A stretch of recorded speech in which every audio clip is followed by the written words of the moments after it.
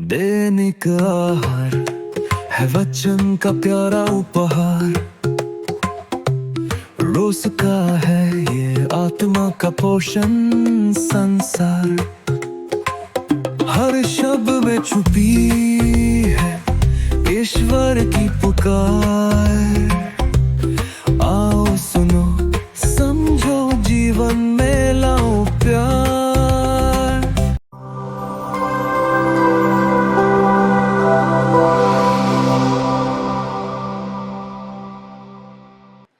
दैनिक आहार में आपका स्वागत है। सबों को जय शिव। मेरे मित्रों, प्यारे भाइयों बहनों, दो इंसानों की कहानी मैं बताता हूँ। दो इंसानों के जीवन में जो भाइयों की तरह रहते थे, उनके जीवन में एक महापुरुष आया, एक गुरु आया, जिसने उनके जीवन को पूर्ण तरह बदल दिया। इन दो व्यक्तियों ने उस महापुरुष से कुछ सीखा, जीवन को जाना, जीवन को पहचाना, जीवन कैसे जीते हैं वो जाना।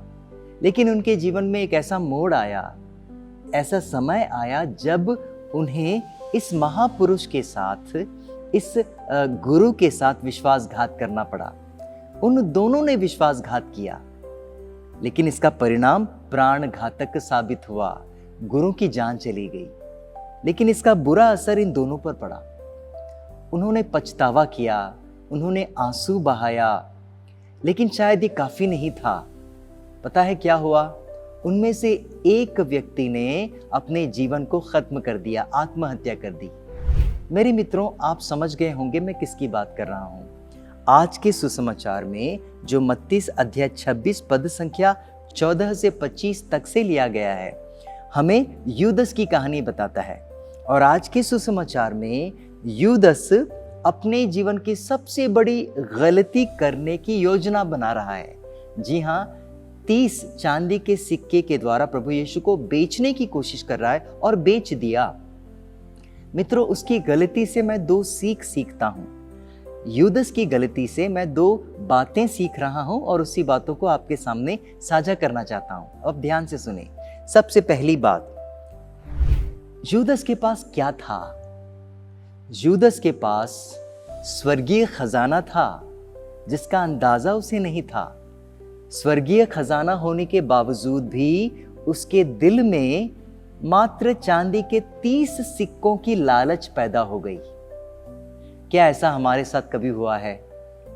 जी हाँ, प्रभु मेरे साथ है, प्रभु के वचन मेरे साथ है, प्रभु का पवित्र आत्मा मेरे साथ है, प्रभु की कलीसिया मेरे साथ है, प्रभु यीशु का कतरा कतरा खून का जो बहा वो मेरे साथ है। लेकिन शायद मैं उनके मूल्यों को जानता नहीं, और जब भी मैं संसार के मूल्यों के साथ में समझौता करता हूं, मैं भी यूदस के जैसे प्रभु को बेच देता हूं। ये पहली सीख है। मेरे मित्रों, मेरे प्यारे भाइयों बहनों, दूसरी बात आप ध्यान से सुनिए। यूदस ने ईश्वर की दया को नजरअंदाज किया। कैसे? वो शायद जान नहीं पाता था कि उसकी एक गलती ईश्वर की दया से छोटी है। अर्थात ईश्वर की दया हमारे 1000 गलतियों के अपेक्षा 1000 गुना महान है। इसकी तुलना भी हम नहीं कर सकते। और यही बात तो हमें पेतरुस सिखा रहा है। मेरे मित्रों, दोनों ने गलतियां की। पेतरुस ने गलती की और यूदस ने गलती की। दोनों ने आंसू बहाए। पेतरुस ने आंसू बहाया, यूदस ने आंसू बहाया और पछतावा किया। लेकिन प्रभु के नजदीक कौन आया? प्रभु के नजदीक पेतरुस आया। जानते हैं क्यों? क्योंकि वो ईश्वर की दया को महसूस करने लगा था।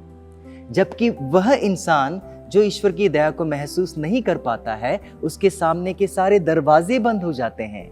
उसे नहीं लगता कि सब कुछ सुधर सकता है, सब कुछ फिर से नया बन सकता है। और यही कारण है कि उसने अपने जीवन को खत्म कर दिया। मेरे मित्रों, इस चालीसा के काल में, इस चालीसा के अवसर में प्रभु यीशु हमें यही आमंत्रित करता है कि हम इन दो व्यक्तियों से कुछ सीखें, उनकी गलतियों से कुछ सीखें। और सबसे महत्वपूर्ण बात, सच्चा पछतावा करें। क्योंकि प्रभु यीशु का वचन हमें बताता है, यदि तुम पछतावा नहीं करोगे तो सारे के सारे मारे जाओगे। मेरे मित्रों, सच्चा पछतावा ही हमें प्रभु यीशु की ओर खींचता है और हमें स्वर्ग का रास्ता हमारे लिए खोलता है। सबों को जय यीशु।